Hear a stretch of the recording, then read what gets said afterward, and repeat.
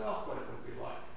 I have to say that all the prayers I offered to God in my Episcopal childhood, I never once heard God talking back.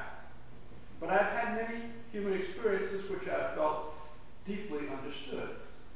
A few years ago, I discovered a diary that I kept in high school. And it is full of the sappy romantic reflections on the experience of falling in love and how that is a process of knowing and being known by someone else. That was 45 years ago. And for about 35 of those years, I felt like Lee, the object of my high school affection, and then my wife, was almost my alter ego. I didn't know where my personality left off and hers began. And I remember, too, one interview more than a decade ago. Every ministerial candidate has to go through a course of training called Clinical Pastoral Education, or CPE. I did 2 programs of CPE. The first was in Charleston in 1996. I can vividly remember the interview with the nun who ran the program. It was supposed to last for an hour, and it ended up lasting 4. She asked me the most amazing questions, and as I talked, I got the sense that she knew me better than I knew myself. Certainly at the end of the interview, I knew myself a lot better than I did when I went in. And I went on from that interview to find an incredible, liberating intimacy in sharing my feelings with the others in the program, who had been complete strangers to me before we started. It was then that I began to get a hint of the power of small group processes and become, as a minister, the advocate for the small group program, which I certainly am. Talking about this now has a peculiar poignancy for me because my marriage, the marriage that was knit together 45 years ago, came apart as a direct result of this experience. I had tried to force our relationship to yield the same intimacy I was feeling in the CPE program, the intimacy that I felt at first, but it had grown in different directions then and wouldn't bear the stress. And I have, of course, discovered spiritual intimacy in my present marriage to Jacqueline, and tried for spiritual connections with you all in my ministerial role here. And I think you probably felt some spiritual connection with the people that came up and shared this morning in this Day of the Dead ceremony, shared some of the most broken parts of our lives together. I would like to have that kind of intimacy with God, and I imagine myself getting 2 things out of it. One is understanding, someone who knows just what I mean even when I don't. I know what you're thinking out of those pews. Maybe if you could get God to preach the sermons, we would know what he means. But the other thing is accountability. I do have a tendency to deceive myself, to fall short, to cover my tracks, to spin my actions. In short, I'm not always as honest with myself as I would like to be. I would find it really useful to have someone who knows me well, who can tell me when I'm not shooting straight. Jacqueline fulfills that role sometimes. The psalmist says, "If I say, let only darkness cover me and the light about me be night, even the darkness is not dark to you, the night is bright as the day, for darkness is as light with you." I would like for more light to shine in my soul. I would like more clarity. St. Paul says, now we see through a glass darkly, but then face to face. What would it be like to know ourselves without any illusions, denials, deceptions, or preconceptions, to know ourselves entirely as we are? What would it be like to have a God who demanded that you be completely honest with him or her? Now, you may be able to achieve this without God. And this is probably, those of you who are experienced in meditation techniques, what I'm probably describing is the type of progression that you go through, a spiritual progression in meditation, where you can see yourself much more as you are. See you with warts and all, but see you as the creature of desire. And when I was in meditation, what I conceived of it as that your mind is always bubbling with thoughts, feelings, always like a big stew. And somehow, if you were doing meditation right, you weren't going to do away with that stew. You weren't going to turn down the heat and have it be completely calm. No, but you could crawl out of it and sit on a little platform above it and watch it bubble.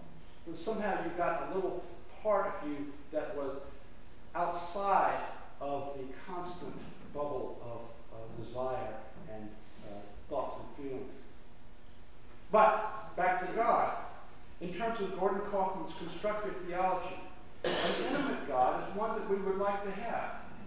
If we are listing desirable traits in the God, which we order from Sears and Roebuck, intimacy might be one of them. That still doesn't change the fact that most of us don't believe in him or her or it, but I wonder whether it sheds some light on our own spiritual needs.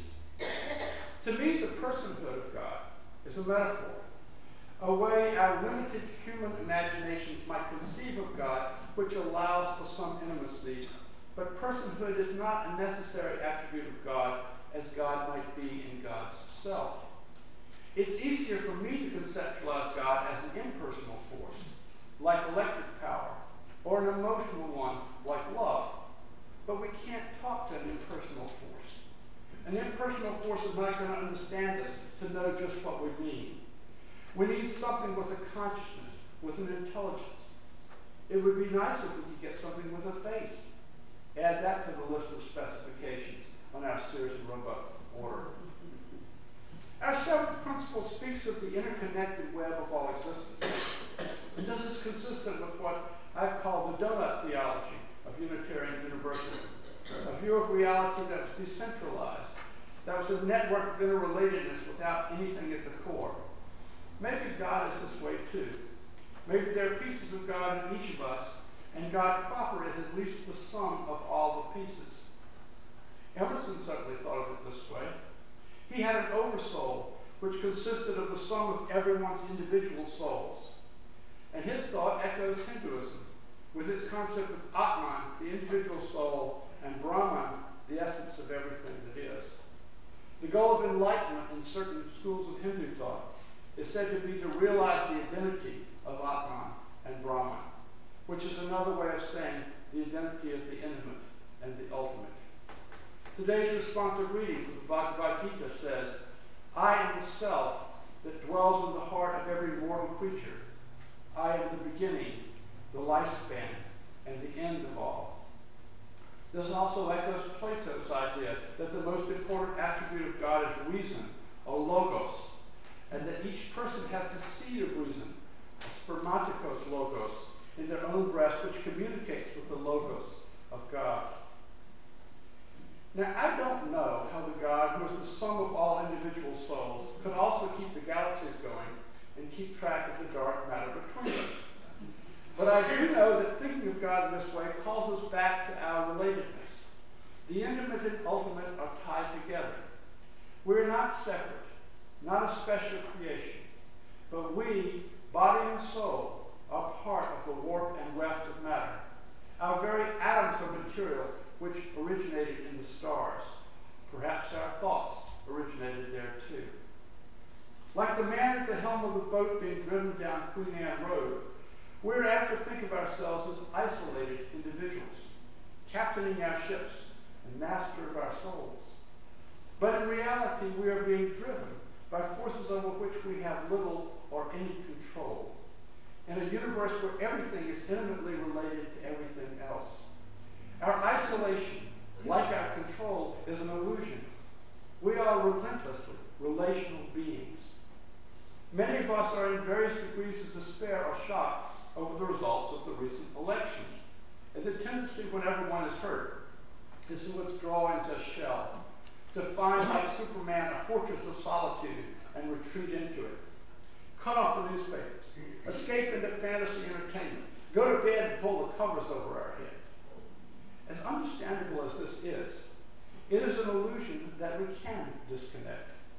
We are tied together, and the responsible thing to do as religious people is to engage, to witness for our values, to stay in conversation, even though it is painful to do so, to seek justice by whatever means our hearts and minds lead us to. The intimate and the ultimate are tied, whether or not we call that which ties them by the name of God.